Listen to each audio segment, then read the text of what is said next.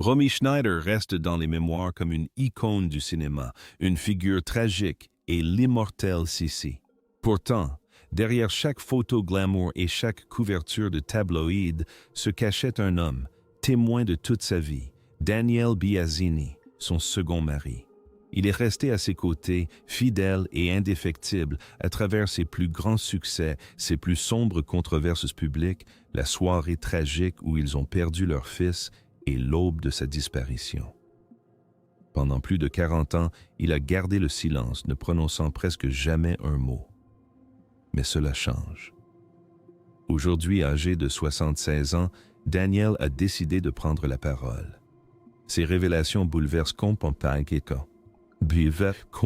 le récit établi autour de cette actrice légendaire. Quelle fut la véritable cause de son arrêt cardiaque soudain et fatal? Comment leur relation a-t-elle évolué après le terrible accident de David? Par ailleurs, pourquoi continue-t-il de parler d'elle comme du grand amour qu'il n'a pu sauver malgré la reconstruction de sa vie? Ces révélations dépassent le simple récit de vérité. Elles constituent les dernières pages d'une haute histoire d'amour qui n'a jamais vraiment trouvé son dénouement. Le parcours d'une assistante professionnelle à une épouse dévouée. En 1973, Daniel Biasini n'avait que 24 ans. Ce jeune franco-italien possédait des traits saisissants et une sérénité remarquable. Il venait de débuter une carrière d'attaché de presse dans une société de production cinématographique lorsque le destin le mena sur le tournage du film de Pierre Granier Desfers, Le Train. Ce fut le théâtre de sa première rencontre avec Romy Schneider, véritable icône du cinéma européen, déjà devenue une légende à 35 ans. L'ancienne star de Sissi était devenue une figure emblématique du cinéma français, mais sous ses airs sophistiqués se cachait une lente dégradation. Après des années de mauvais traitements, son mariage avec le dramaturge allemand Harry Meyen avait volé en éclats, la plongeant dans une bataille acharnée pour la garde de leur fils, David. Les colonnes mondaines la dépeignaient sans relâche comme fragile, imprévisible et émotionnellement instable. Au milieu de cette tempête chaotique, Daniel s'est révélé être son pilier inébranlable. Officiellement, ses fonctions se limitaient à la gestion logistique et aux relations avec les médias. En réalité, il était son roc émotionnel. Après l'installation définitive de Romy dans la capitale française, Daniel s'est chargé de lui trouver un appartement rue Bonaparte, près de Saint-Germain-des-Prés. Ce lieu se voulait un havre de paix, à l'abri des regards indiscrets. Il gérait son emploi du temps, ses communications téléphoniques et son image publique.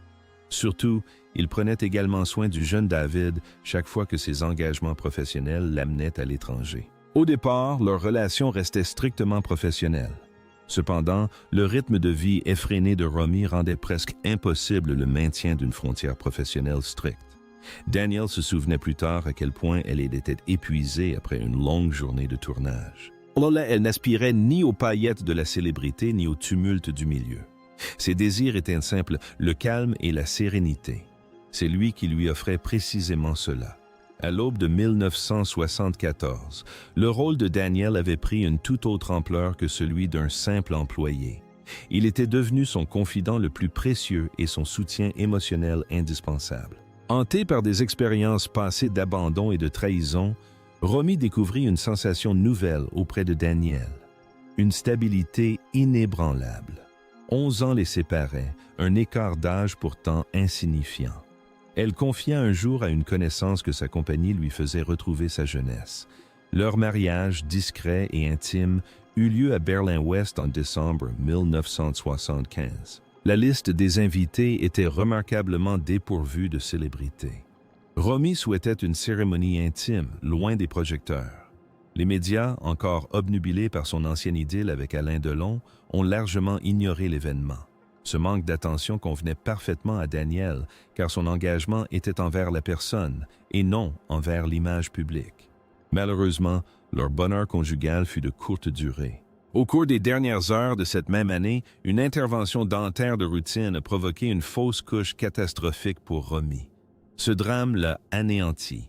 Daniel a confié plus tard que son désir d'avoir cet enfant était plus fort que tout. Cet événement l'a profondément marqué.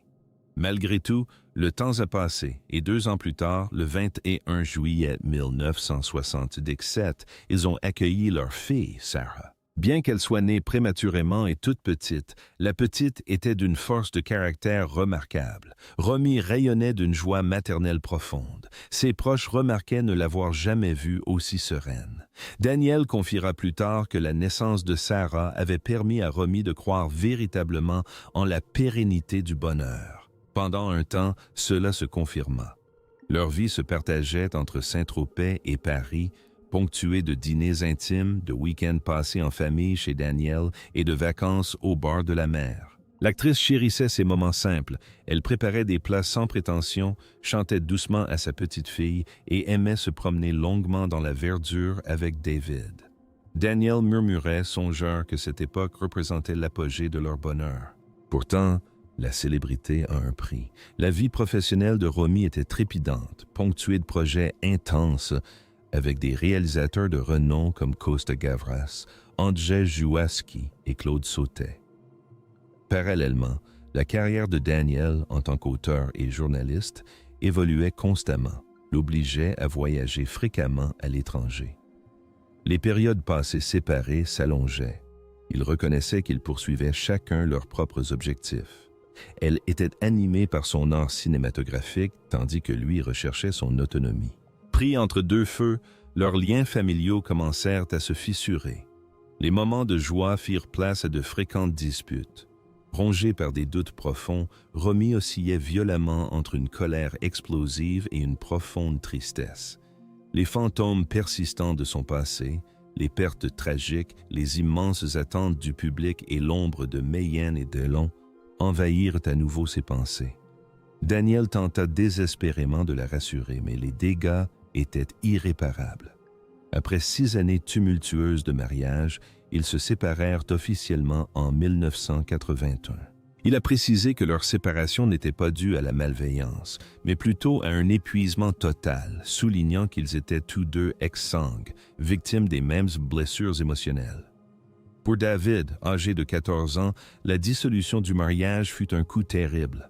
Ayant perdu son père biologique, Harry Mayenne, par suicide 2 ans auparavant, en 1979, l'adolescent voyait en Daniel son seul repère paternel fiable. Le jeune homme avait une telle estime pour son beau-père qu'il avait demandé à vivre avec lui, préférant cette solution à celle de vivre avec Romy et son compagnon de l'époque, Laurent Pétain. Bien que profondément bouleversé, Romy accepta à contre-cœur les souhaits du garçon. Ce choix la hantrait à jamais. Durant l'été 1981, David séjourna chez les parents de Daniel à Saint-Germain-en-Laye, dans une paisible propriété de banlieue, bordée d'arbres et protégée par une imposante clôture en fer. De retour d'une promenade, l'adolescent s'aperçut qu'il avait perdu ses clés. Au lieu de simplement sonner, il tenta d'escalader la barrière métallique, une manœuvre qu'il avait déjà réussi sans problème. Malheureusement, cette fois-ci, il perdit l'équilibre. Les pointes métalliques de la barrière lui transpercèrent la jambe, rompant l'artère fémorale. Lorsque Daniel arriva à ses côtés, le jeune homme saignait abondamment. Il tenta désespérément de stopper l'hémorragie en comprimant la plaie, en appelant à l'aide et en répétant sans cesse son nom. Les larmes aux yeux, Daniel raconta plus tard comment le garçon était resté éveillé jusqu'à ses derniers instants, le regardant droit dans les yeux tandis qu'il le suppliait de tenir bon. Tragiquement, l'hémorragie était incontrôlable. L'adolescent de 14 ans succomba à ses blessures dans les bras de son beau-père, bien avant l'arrivée des secours. Des décennies plus tard, Daniel confia que cet événement horrible avait été l'épreuve la plus douloureuse de toute sa vie. On croit souvent, à tort, que le temps guérit toutes les blessures. En réalité, on apprend simplement à supporter l'immense fardeau. Daniel resta confiné chez lui pendant plusieurs mois, se nourrissant très peu. Romy venait souvent lui rendre visite et s'asseyait à ses côtés, pleurant en silence. Il confia que leur présence mutuelle était insoutenable. Leur souffrance partagée les unissait et les déchirait simultanément. La presse Sensation leur a témoigné une cruauté sans bornes. En quelques jours, des paparazzis ont illégalement pris des photos de l'enterrement de l'adolescent et en ont tiré profit et, chose choquante, ont même diffusé des images de son corps. Romy, exaspérée par cette violation de sa vie privée, hurlait que les médias avaient assassiné son enfant une seconde fois. Elle a supplié les journalistes de respecter sa vie privée, mais le harcèlement incessant a persisté. Le sourire emblématique de l'actrice a disparu de la vie publique et sa santé s'est dégradée à une vitesse alarmante. Daniel finit par constater qu'après cet après-midi tragique, Romy existait à peine. Elle avait cessé de vivre pleinement. Chaque fois que leurs chemins se croisaient, l'absence criante du garçon planait comme un spectre sombre entre eux. Ils déploraient en silence que leur famille de 4 personnes soit désormais réduite à 3, une réalité insupportable. Cette catastrophe marqua le début de la descente aux enfers de Romy. Encore sous le choc du traumatisme, Daniel tentait de reconstruire sa vie, même si une part de son âme restait à jamais prisonnière de ce jour funeste. Il reconnaissait qu'on ne se remet jamais vraiment d'une telle souffrance. On apprend seulement à respirer malgré son poids écrasant. C'était une perte qui avait anéanti leur monde. À peine 1 an après l'accident mortel de son fils, le cœur de Romy Schneider s'arrêta de battre. Le matin du 29 mai 1982, son compagnon, Laurent Pétain, la découvrit sans vie à son domicile parisien du 7 et arrondissement. Elle n'avait que 43 ans. Le monde entier fut sous le choc. La reine rayonnante du cinéma européen s'éteignait, dans des circonstances aussi troublantes que tragiques. Les spéculations se sont propagées comme une traînée de poudre. Les théories allaient de l'overdose volontaire à la dépression profonde, en passant par des soupçons murmurés d'actes criminels. Les médias se sont empressés de présenter sa mort comme l'aboutissement inévitable d'une vie tragique. Des médicaments ont été découverts près de son corps et des analyses ont révélé la présence d'alcool dans son sang. Face à l'immense souffrance morale qu'elle endurait, le public s'attendait au pire. Quelle autre explication pouvait-il y avoir? Cependant, Daniel Biasini, celui qui la connaissait le mieux durant sa période la plus vulnérable, a catégoriquement rejeté cette version. Des décennies plus tard, il a affirmé avec une certitude absolue qu'elle ne s'était pas suicidée. Il a insisté sur le fait que ni les stupéfiants ni la dépression nerveuse n'étaient en cause. Selon lui, son cœur a tout simplement cessé de battre. Daniel a révélé que Romy luttait depuis plusieurs mois contre de graves problèmes de santé, restés secrets. Suite à une intervention chirurgicale en 1981 pour l'ablation d'un rein malade, elle s'était retrouvée dans un état d'épuisement mental et physique profond. Une immense cicatrice de 30 cm sur son ventre lui rappelait quotidiennement sa vulnérabilité. La souffrance dépassait la simple gêne physique. La cicatrice de l'opération symbolisait l'effondrement de son corps, à l'image de son esprit brisé. À cette misère s'ajoutait une grave crise financière. Malgré une filmographie de plus de 60 films et des collaborations légendaires avec des réalisateurs comme Sautet et Visconti, l'actrice était criblée de dettes. Le fisc français la poursuivait pour d'importants impôts impayés. De plus, elle devait subvenir aux besoins de nombreux membres de sa famille, de son personnel et d'anciens amants. La gestion financière n'ayant jamais été son point fort, cette pression économique devint, durant ces dernières années, absolument insupportable. Pourtant, le véritable catalyseur de sa destruction fut un chagrin implacable. Romy était totalement incapable de se remettre de la perte de David. Chaque matin, elle s'arrêtait devant sa chambre. Ses chaussures restaient exactement là où il les avait laissées, près de l'entrée, car elle interdisait formellement à quiconque de les déplacer. Parfois, elle entrait dans la pièce, s'allongeait sur son matelas et lui parlait comme s'il était encore vivant. Daniel reconnaissait que même si elle n'avait plus envie de vivre, elle ne recherchait pas activement la mort. Elle était simplement complètement désemparée, ne sachant plus comment affronter l'existence.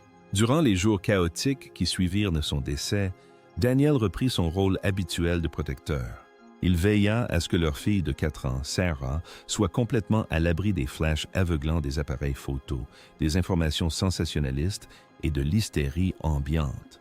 Il prit en charge les préparatifs des funérailles, orchestrant une cérémonie digne et sobre, dénuée de tout excès. Alain Delon, son confident de toujours et ancien grand amour, fut parmi les premiers à arriver. Il resta assis des heures durant près de son cercueil, pleurant en silence. Daniel choisit de ne pas perturber son deuil, reconnaissant plus tard qu'il partageait un lien profond et indéfectible qu'il respectait profondément. Le jour des funérailles d'Eliz, Daniel ramena Sarah chez eux et fit le serment solennel de ne jamais laisser la mémoire de Romy être ternie par des mensonges et des rumeurs malveillantes. Longtemps, il refusa catégoriquement toute demande d'apparition à la télévision, de biographie ou de projet cinématographique. Cependant, lorsque des histoires inventées commencèrent à gravement nuire à sa réputation, la présentant comme une toxicomane ruinée par la drogue et l'alcool, il comprit qu'il devait rompre le silence. Dans une rare interview accordée au magazine Gala, il a exprimé son dégoût face à la façon dont les médias l'avaient réduite à une simple caricature. Il a constaté que le public était avide d'une tragédie théâtrale mettant en scène une star brisée par sa propre célébrité. Il a fermement rétorqué qu'elle n'avait pas été ruinée par la gloire. Elle était simplement une mère submergée par le chagrin. Il a souligné sa profonde humanité et son dévouement indéfectible à ses enfants, affirmant que c'était là l'essence même de la femme qu'il avait connue. Un film en particulier l'a profondément dégoûté. 3 jours à Quiberon. On y voyait Romy, mentalement brisée, consommer de l'alcool en grande quantité lors d'une célèbre conférence de presse en 1981. Une scène particulièrement choquante montrait l'actrice, en état d'ébriété avancée, ignorer un appel téléphonique de son fils. Furieux, Daniel, la mâchoire serrée, affirmait avec véhémence qu'elle n'ignorerait jamais, en aucun cas, les tentatives de David pour la joindre. Il a intenté un procès au producteur, réclamant des dommages et intérêts ainsi que la suppression de la scène. Il a été débouté à 2 reprises. L'argent n'a jamais été son objectif. Il expliqua à Bild que sa seule motivation était de préserver son honneur, se demandant qui d'autre prendrait le relais s'il échouait. Jusqu'à un âge avancé, Daniel demeura son plus fervent défenseur. Interrogé sur son dévouement sans faille à laver son nom, son raisonnement était simple. Elle était son épouse, la mère de son enfant, et, tragiquement incapable de se défendre elle-même depuis l'au-delà. Interrogé sur ses plus beaux souvenirs d'elle, il répondit sans hésiter, évoquant son rire joyeux et fréquent, une qualité souvent négligée. Il décrivit ce rire comme celui d'une personne profondément consciente de la fragilité de la vie. Il souligna également son amour passionné qu'elle déployait envers ses enfants, ses activités artistiques et les paisibles après-midi du dimanche passé en plein air. Pour lui, ces aspects définissaient la véritable Romy, et ce sont ces souvenirs qu'il jure de chérir à jamais. Concernant la vie actuelle de Daniel, à 76 ans, il réside dans une maison de bon goût, mais sans prétention, nichée dans le sud de la France. Ayant consacré la majeure partie de sa vie d'adulte à protéger son enfant et à préserver la mémoire de sa défunte épouse qu'il aimait profondément, il a délibérément choisi une existence paisible à l'abri des regards. L'ancien reporter de guerre, auteur et scénariste s'est retiré de la vie publique il y a de nombreuses années. Pour ses proches, il demeure un homme très discret, polyglotte, attaché à ses rituels matinaux quotidiens et hanté par la douleur des 2 tragédies qui ont marqué sa jeunesse, la mort de Romy et de David. En 2003, il s'est remarié avec la traductrice et écrivaine Gabrielle Heydrich. Bien que leur relation soit incroyablement solide, leurs amis remarquent que le souvenir de son ancienne épouse reste une douce présence dans leur vie. Des photos de Romy ornent toujours son espace de travail. Ces images vont de clichés pris sur le vif et de photos de tournage à des clichés touchants où on la voit bercer la petite Sarah dans la verdure de Saint-Tropez. Il n'a jamais prononcé un seul mot désobligeant à son sujet, ni cautionné le récit tragique et voué à la disparition, si souvent relayé par les médias. Malgré le fait qu'il ait retrouvé l'amour, Romy demeure une cicatrice profonde et magnifique qui l'accompagnera jusqu'à la fin de ses jours. Dans une conversation accordée à un journaliste français en 2020, il confiait que certains traumatismes sont indicibles. On ne peut que les porter, laissant la douleur transformer à jamais notre rapport au monde. Une routine simple rythmait son quotidien. Il passait son temps plongé dans ses livres, à cultiver son olivier et à observer sa petite fille, Anna Rosalie, gambade dans le jardin lorsque Sarah venait lui rendre visite. De temps à autre, il s'adonne à l'écriture. S'il évite d'écrire explicitement sur sa défunte épouse, ses thèmes de prédilection sont le deuil, le souvenir et les réminiscences fantomatiques qui nous hantent. Il a publié quelques textes et scénarios et a discrètement collaboré à divers films biographiques, veillant scrupuleusement à ce que son nom n'apparaisse pas au générique. Au fil des décennies, Daniel s'est forgé un profond respect au sein du milieu artistique français, une réputation bâtie sur sa dignité et sa discrétion plutôt que sur sa célébrité. Sollicité à maintes reprises pour écrire une autobiographie, il a toujours refusé, malgré des offres lucratives. Il soutient que le public est avide de sensationnalisme plutôt que de réalité, désirant le récit d'une star féminine brisée par sa propre gloire. Il refuse de livrer ce récit car il contredit la vérité qu'il a vécue. Il suivit néanmoins attentivement l'évolution de la légende entourant sa défunte épouse. Il regardait les retransmissions des films de Sissi, lisait les biographies publiées et assista même à la projection de Proie, 3 jours à Quiberon, le film même contre lequel il s'était battu devant les tribunaux. Malgré sa défaite au tribunal, il maintint sa promesse. Il déclara avoir promis à sa fille de protéger éternellement l'honneur de sa mère et il resta fidèle à sa parole. L'image que le monde se faisait de Romy, celle d'une personne fragile, dépendante et imprévisible, continue de le tourmenter. Il insiste avec véhémence sur le fait que le public ignorait tout de sa véritable nature, niant catégoriquement qu'elle ait pu être une personne fragile. Il se souvient de ses rires constants, de sa joie de se promener pieds nus dans l'herbe et de sa profonde gratitude pour les week-ends passés en famille. Toute son existence tournait autour de Sarah et David. Pour lui, elle n'a jamais été qu'un symbole. Elle était avant tout une mère dévouée. Daniel entretient des liens avec plusieurs anciens collaborateurs de l'actrice, notamment des cinéastes, des investisseurs et même des proches d'Alain Delon. Il ne nourrit aucune rancune envers l'acteur français. Il a expliqué à un journaliste allemand que Delon représentait son premier grand amour et n'a jamais mis en péril son propre mariage. Ils étaient simplement 2 personnes distinctes, à des époques totalement différentes de sa vie. Ces derniers temps, il s'est exprimé un peu plus, un changement largement dû à la parution du livre de sa fille, La beauté du ciel. Voir Sarah affronter avec une honnêteté absolue le vide laissé par sa mère l'a profondément ému. Il a confié au monde que sa fille avait réussi à redonner à Romy son humanité aux yeux du public, déplaçant l'attention de la superstar mythique vers l'être humain authentique. Actuellement, Daniel consacre une partie de son temps à accompagner de jeunes auteurs. Lors de séminaires exclusifs, il dispense un enseignement qui dépasse le simple cadre de la prose et du reportage. Il défend avec ferveur l'intégrité éthique. Il exhorte régulièrement ses élèves à narrer des événements marquants sans dénigrer les personnes concernées, leur rappelant l'immense fossé qui sépare la vérité de la cruauté malveillante. Malgré sa vie paisible, les échos du passé ressurgissent parfois. Ces moments surviennent lorsqu'une station de radio diffuse une œuvre de Schubert, son compositeur préféré.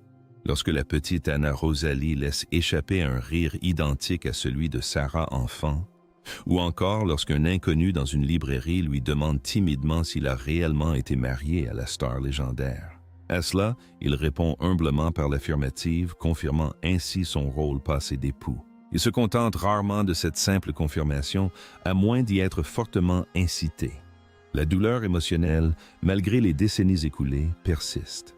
Lors d'une récente conversation, il a affirmé qu'elle méritait à la fois l'honnêteté et une profonde affection. Il a conclu en déclarant qu'il avait simplement fait de son mieux pour lui offrir précisément ces 2 choses. À présent, penchons-nous sur Sarah, la seule survivante de cette histoire complexe. Elle n'avait que 4 ans et demi lorsque sa mère a tragiquement disparu. De ce fait, ses souvenirs ne sont pas des récits complets, mais plutôt des fragments sensoriels épars. Une étreinte au bord de la piscine, un petit déjeuner servi sur le matelas, le parfum persistant d'une fragrance particulière. Avoir grandi en France, cependant, rendait l'oubli absolument impossible. Le visage de sa mère disparue était omniprésent, affiché sur des portraits monochromes, des panneaux publicitaires et les rediffusions incessantes des films de Sissi pendant les fêtes. Des passants l'arrêtaient sur le trottoir, la voix tremblante d'émotion, cherchant à vérifier ses origines. Ils traitaient la jeune fille comme si elle était la réincarnation vivante d'un fantôme. Sarah, en revanche, ne ressentait aucune affinité avec l'icône du cinéma. Elle était plutôt en proie à un profond sentiment d'abandon de la part de sa mère. Durant toute sa jeunesse, l'actrice légendaire demeura une énigme que Sarah n'éprouvait aucune envie de percer. Son père fit des pieds et des mains pour la protéger du tumulte médiatique, cultivant pour elle un environnement serein et protégé, délibérément à l'écart des feux de la rampe parisienne. Tandis que la société se délectait des sombres spéculations entourant la disparition de la star et pleurait avec ferveur l'idole déchue, Sarah était confrontée à une réalité bien plus dure. Vivre sans repère maternel, accablée par le poids d'un héritage non désiré. Elle confia plus tard avoir nourri le désir de se défaire de son identité d'enfant de l'actrice, non par manque d'amour, mais par incapacité à supporter le poids immense du souvenir de sa mère. Pendant longtemps, elle a catégoriquement refusé toute demande des médias. Elle évitait soigneusement de visionner les films de sa mère et déclinait les rôles qui établissaient un parallèle entre elles. Déterminée à tracer sa propre voie, elle entreprit des études d'histoire de l'art à la Sorbonne avant de s'installer aux États-Unis. Là-bas, elle se consacra pleinement aux études théâtrales à l'Institut Lee Strasberg de Los Angeles et à l'Actors Studio de New York, s'éloignant ainsi de fait de l'ombre obsédante de sa mère. De retour dans son pays natal à la vingtaine, Sarah a méthodiquement construit son propre parcours d'actrice, privilégiant le théâtre au cinéma. Elle privilégiait les personnages nuancés et subtils, fuyant les feux de la rampe. Son but ultime était l'authenticité artistique, non la gloire du public. Pourtant, malgré ses efforts pour fuir, le chagrin l'a inévitablement rattrapée. Elle a confié être contrainte de vivre avec le souvenir d'une inconnue, mais elle ressentait toute la douleur de cette dernière comme si elle l'avait vécue elle-même. Son point de rupture est finalement arrivé en 2017, suite à la profanation de la sépulture de sa mère à Boissy-sans-Avoir. Les autorités l'ont contacté pour signaler le vandalisme. L'horrible constatation que sa mère était privée de repos éternel a ravivé des décennies de souffrance. 2 ans après cet incident, Sarah a pris la plume. Elle n'avait pas l'intention d'écrire une autobiographie ni un éloge funèbre, mais plutôt une longue correspondance adressée directement à sa fille, Anna Rosalie, née en 2018. Ce message profondément personnel a donné naissance à son ouvrage de 2021, La beauté du ciel. Ce manuscrit n'est ni un hommage ni une révélation. Il s'agit plutôt d'une tentative acharnée de se réapproprier son histoire personnelle. C'est le récit d'une enfant cherchant désespérément sa véritable mère, et non la légende forgée, la femme qui l'a bercé bébé avant de disparaître brutalement sans un adieu. Elle y souligne avec émotion que tandis que le monde entier s'efforçait de commémorer et de pleurer la disparition de cette étoile, elle-même résistait activement à ses élans. L'œuvre qui en résulte est d'une honnêteté implacable, lyrique et parfois empreinte de rage. Sarah y explore en profondeur le concept de devoir maternel. Elle interroge les mécanismes de l'éducation d'un enfant lorsque sa propre figure maternelle était une quasi-inconnue et se demande comment protéger un nourrisson des traumatismes transgénérationnels. Elle confie que les questions qu'elle pose sur ses souvenirs de l'actrice lui donnent l'impression d'être forcée de disséquer sa propre âme, se demandant à voix haute comment exprimer l'essence d'une personne connue uniquement par des bribes de souvenirs épars. Pourtant, le fait de coucher ses sentiments sur le papier a engendré une profonde paix intérieure. Sarah s'est enfin autorisée à pleurer, pleurant non seulement la personne qu'avait été sa mère, mais aussi le lien maternel qui lui avait été refusé. À travers ce deuil prolongé, elle a retrouvé une certaine sérénité. Elle parle de Daniel avec une affection infinie, louant son honnêteté sans faille. Elle remarque que même lorsque la réalité était déchirante, il n'a jamais cherché à idéaliser sa défunte épouse. Au contraire, il a laissé son souvenir demeurer magnifiquement imparfait et humain. La petite Anna a véritablement servi de lien entre les générations. Devenir mère a été l'élément déclencheur qui a enfin permis à Sarah de comprendre les difficultés de sa propre mère.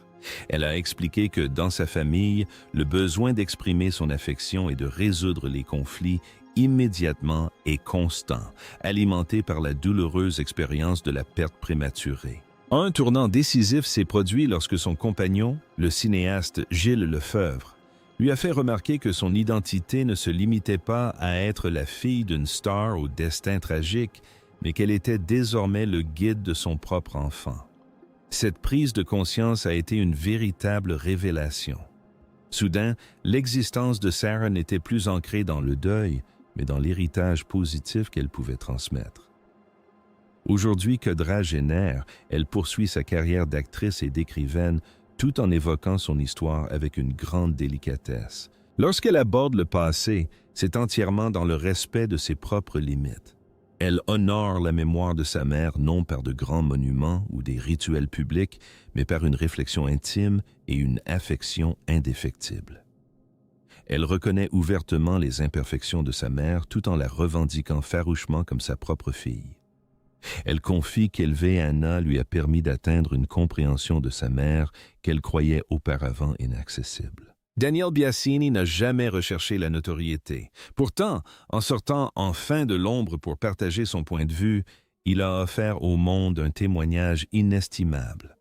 Un portrait de Romy Schneider, non pas peint à grands traits comme dans les potins de célébrités, mais avec les nuances d'une romance authentique, d'une profonde souffrance et d'une réalité crue.